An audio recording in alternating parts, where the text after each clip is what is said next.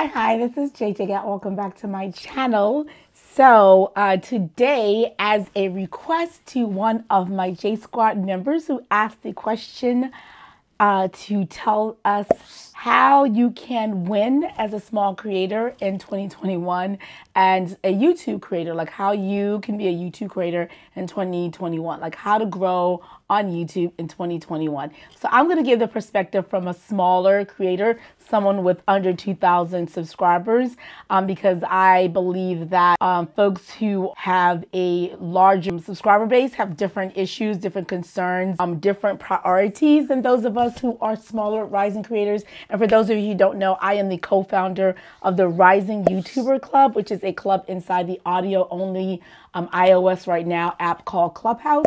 And in that app, I try to edify, guide, provide a comforting, nurturing environment for those of us who are still clawing our way to the top, to like 1,000 subscribers and stuff like that and more. I have passed that, but I'm not too far ahead of people who just started their channel, who have like very few subscribers, or who are actually just thinking about it. So here are my 5 tips on how you can grow as a YouTuber in 2021 after this break. Sun, I gotta rise eventually. Couldn't ever be my sunrise. You're just a setting sun. Okay, the first thing you need to do to have a successful YouTube channel in 2021 as a small creator is shift your mindset. So there is one mindset that you need to adopt, and there's one mindset that you need to shed. The mindset that you need to shed is a limiting mindset. What do I mean by that? I mean, if you believe that there are too many YouTube channels already out there, if there's too much competition for you, and there's no space for you, there's no room for you, and that the world doesn't need one more lifestyle channel, the world doesn't need one more reaction channel, the world doesn't need one more talking head channel telling you about digital marketing, then that is going to be very challenging for you to grow as a YouTuber, because you start off not really believing that you have a space and you can grow. So that's the first thing, is to shed any sort of limiting mindset that you may have about YouTube. So before you get started, shed that. And what you want to do instead is adopt a growth mindset. And with a growth mindset, you have to believe that actually there is space for you. Also, shed any belief and have a belief instead of the limiting mindset of believing that it's not a pie. Everyone can succeed. There's enough room, even though there's about 1 billion uploads or 1 billion views or whatever the number is. Here's the actual number in terms of YouTubers out there, that there is space for you, and that you could have something differentiated. For example, even though this is a Pinterest marketing channel, I do social media marketing as well. And the last 3 or 4 videos that I've done on this channel that have done really, really well have had very low competition, but they're high search terms, which means that people are searching for videos and information on insight on these specific topics. One of them was Twitter Spaces. One had to do with Instagram account center. Those are 2 different videos that I did where people are searching for it, but there's not a lot of content on it. So if I had a limiting mindset thinking that there's no space for me, rather the growth mindset is that I can create something that people are searching for, that people will watch, and I would be hampered. And so that's the first thing, is to change your mindset. If you change your mindset, big things are going to happen for you. I believe it in my heart of hearts. So let's start with that. Number 1. 2, the second thing you need to do to have a profitable and successful YouTube channel in 2021 is do your research. If you haven't already started, or even if you have started, I want you to pause. I want you to go to YouTube, and especially if you already have established the niche that you're going to be working in, I want you to look at channels that have 100K and larger and study those. You study the way they do their thumbnails, study how their banner looks, study the type of videos they're doing, study the quality of their video, and just learn from them, because even if you can't necessarily afford the same equipment, or you don't have the editing staff to do the similar type of cuts they do, it's still kind of a good idea to know what's entertaining and what works, because they have the formula, they have the resources, but that's working. So that's the first thing. The second level, I want you to look at channels that are 10K to 100K. The reason why is because usually if you're starting out, your goal is to grow as a small creator, as a rising creator. But at some point, you need to have, like, you know, I'm sure you don't want to stay small. I'm assuming you don't want to stay small forever. So there has to be a goal. So your goal should be somewhat the medium-sized level of creators, which is 10 to 100K. And the reason why you study them is kind of like that's the next stage. And so it's always a good idea to kind of look at, you know, when you get to the next stage, this is what you're going to do. This is the camera you're going to be doing. This is how frequent you're going to be uploading. Maybe you might actually invest in some merch, or maybe you might invest in your community. So look at what they're doing, because that's where you're going next. And it's always a good idea to know where you're going, you know. Yeah, so that's it. The last and final thing you want to do is look at channels that are close to you, that are similar in size, people who just starting around the same time as you, people who are in your niche. Why I find that beneficial is, and that's helped me a lot, and there are tools actually that can help you do this. vidIQ is my tool of choice. I've been an affiliate of them since, you know, as long as I've been a YouTuber, for as long as they've existed, and now I'm actually a partner creator with vidIQ. But what I like about vidIQ, especially when I went up to the boost level, which is the second tier of service, is, and actually you actually have this option at the free tier, or at the first base tier of like $10 a month, is I'm able to plug in different people in my space who are similarly situated to me and watch their growth. And that helps me push me, because sometimes when you are a rising creator, when you are just driving and you just get frustrated because you don't have the views, people aren't watching your videos immediately. It's a slow climb. Being a YouTuber is a lonely place, especially if you don't have anyone in your community or in your family that understand what you're doing. And that's why I encourage people to join, if you're in Clubhouse, to join a Rising YouTuber Club, because we try to form a community of people who are like you, who know what you're going through, who understand editing, who understand frustration of losing all of your footage, who knows about just sometimes wanting to switch out your niche. Anyway, so that's why you sort of form use vidIQ and other tools to track your competitors. And what that's going to do is push you. So when I did that, I saw that my competitors who started around me or after me, they were actually growing subscribers faster. They were actually getting more watch hours. They were getting more views.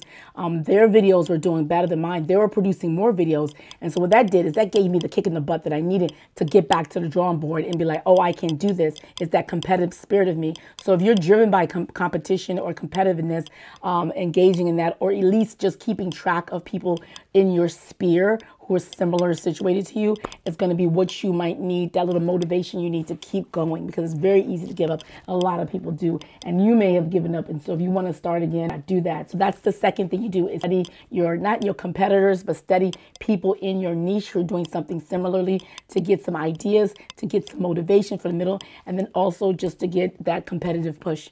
So that's the second thing you need to do to start a profitable YouTube in 2021. So I made a big rookie mistake and forgot to put my camera mic on my lapel, so it's on the desk. So this portion of the video is really low, so you're gonna have to turn your volume up. So I apologize for that. And if you're starting a YouTube channel in 2021, the third thing you need to do, and this is kind of also along the thinking of mindset shift, is that you need to think of YouTube as a search engine, and recognize that probably 80 to 90% of the people who see your videos are going to come to you because they went to YouTube and they put something in the search, and YouTube, the search engine, the search machine, realized that your video had been optimized, and that your keywords, your thumbnail, your title, the description of that video, and also what you say in the video, all signal to YouTube that your video is the answer, your video is the response to that search query, and they deliver up your video. And so if you are really cognizant and aware going into YouTube as a creator for the first time, being aware that YouTube is a search platform, and so you need to be creating content that's searchable, that people look for, not stuff that you like. I know there's this misconception and this deep desire, because you start a channel, to think it's about you. Say, well, I'm going to start a channel because I think I'm funny and I love to laugh. And my kids are great. My kids are funny. People always should tell me, you should start a channel because I love your life. I would love to learn about your life. And so you go into YouTube with that misconception that it's all about you.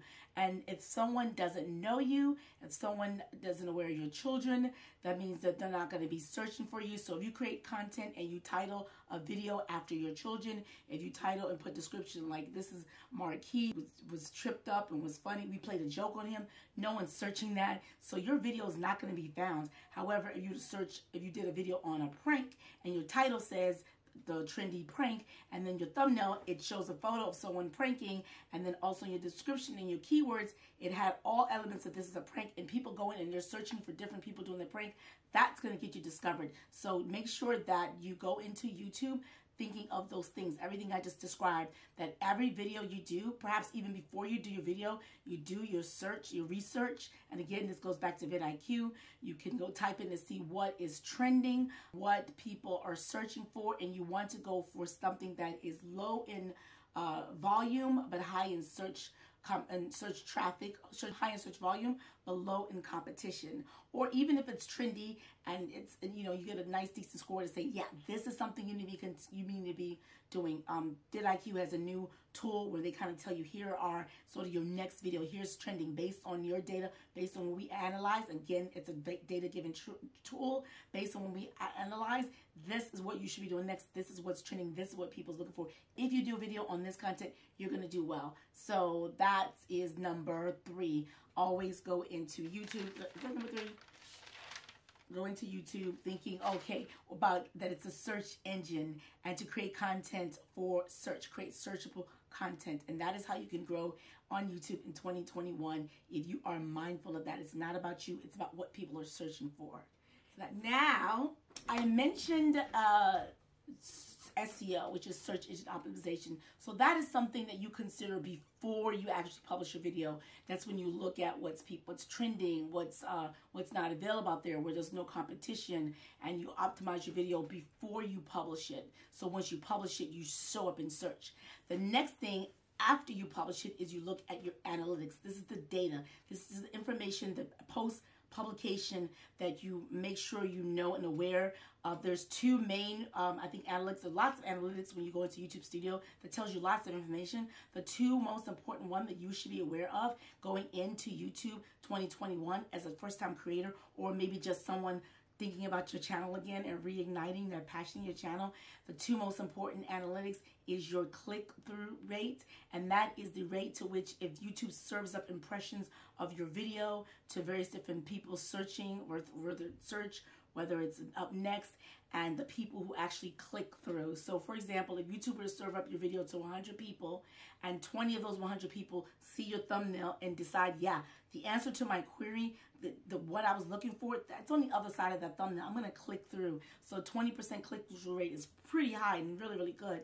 So that is the rate that you need to be considering. And if you're getting a low click-through rate, you need to go back to drawing board as you move forward in your channel. Say, what am I doing wrong? What do I need to do differently? Is there something with the sound, with the lighting, with the editing, with the topic? That's when you kind of it's an ongoing process. You don't set it and forget it. You really have to study each data, each video, and the analytics is if you're going to take YouTube seriously and grow your channel and hope to be successful like I hope to and you hope to ideally. These are the things you gotta look at. That's the first thing. The second one you need to consider is your view duration. Some people say the average view duration for your channel, but it's the view duration for that video, how long they watched it. So a really great view duration would be 70%. If someone is watching 50% of your video or more, that's pretty decent as well. So the benefit of those 2 things is that tells YouTube that the audience was satisfied, that you at least served the click-through rate is kind of like, that's half the job. But then getting people, entertaining people, having your video be engaging enough, constantly moving or answering a question, or dynamic or interesting enough to get people To hold their attention. to watch 50 to 70% of the time, that's great, because that also signals to YouTube, the search engine, that video is good, and they'll serve it up to more people, and they'll serve other videos from your channel up to more people, and they'll hold your channel in a great regard. So that's why those 2 analytics are pretty good to know about. There are other analytics you can study as well. Those are the 2 that you need to worry about for the most part. But if you're going to grow in YouTube in 2021 and beyond, that's the 4th thing you need to consider: your channel analytics and your video analytics. Okay, we've gotten to the 5th and final. Thank you for sticking with me. And if you stuck with me this long, I'd like to go ahead and invite you to like the video. And then also, if you like this video and you want more content like this, why don't you go ahead and join the J Squad and hit that subscription button, and you hit the little bell icon. YouTube will alert you every time I upload a new video, and so we get to continue on the journey together where I share, edify you, and you come back and say, wow, JJ, I didn't think about that, but thanks for that little opportunity to contemplate that. Anyway, so the fifth and final one is you need to consider the community. I think that is one of the biggest things in no matter what type of content you're creating online, whether it's a blog, a vlog, a podcast, YouTube channel, when you are, if you're an Instagram, or if you're just an influencer, and not just, I don't like using the word just, but if you're an influencer and social media, Instagram, TikTok, Snapchat, LinkedIn, any other different platform where you are sharing yourself, your taste, your likes, your preferences, and based on that, people like you, people trust you, and they follow you and you take your suggestion, is to have a community. That's the biggest part of it. And I think that's the biggest part of growing a channel in 2021. That was important in the past when I started 10 years ago, last year when I started, and I think I did have a community. I'm slowly sort of established one right, now as I grow. But the earlier, the better that you can realize and curate a community of people who like you, like your videos, like your content, and come back each time that you do publish a video, and you perhaps name them, call them, Professor Nez's Nez Nation. I call mine the J Squad. My sister calls hers the Ninjas, because she's Howabunga, like the Teenage Mutant Ninja Turtles. So give your community a name, create content for them. Once you get 1,000 subscribers, participate in that community tab. Query your community periodically, ask them questions, not just them but other people, constantly answer questions when someone makes a comment or comments in your under your video. Go to that comment, heart it, like it, respond. All of those things are great for engaging the community. Ask questions of your community. Do like I do, is highlight someone from my community who asked me a question about how do you grow a YouTube channel in 2021, and that's what I'm doing, answering here. Here's another one. I might respond to this one later on. So when you have a community, respond to them, query them, engage with them, draw them in, let them be part of your YouTube's growth journey, and do like some of the larger creators, like Kelly Stamps, for example, grew overnight. She grew over a year, but what she did when she did her first video, she got 1,000, she posted that, and so she had a community of fans that grew with her from 1,000 to whatever she is now, which is really pretty high. And so so that's what you do, is you create a community of fans, and that is the fifth thing, and I think maybe even most important thing out of all of them, because without the community, all those other things kind of really don't matter that much, and they kind of like stunt your growth. True, a lot of the people who do come to your channel come based on search, but if they come and they bump into your community that's commenting, and they come up into a video where you're engaging and responding to your community, they're more likely to subscribe, and so that's also part of your growth in the end. So anyway, so that's it. That's all I have for you today. I hope that was helpful for you. Those are 5 different ways that you, a rising YouTuber, from a perspective of another rising YouTuber, can grow in YouTube in 2021 and beyond. Okay, that's it for me for now. This is JJ Gat. This is a Pinterest marketing YouTube channel. However, I do share social media, and I queried my community, and they told me to go ahead, sister, and share videos regarding other social media platforms, and that's what I'm doing today. So see you on my next video. And so with that, we're going to cue my outro music. Da-da, da-da.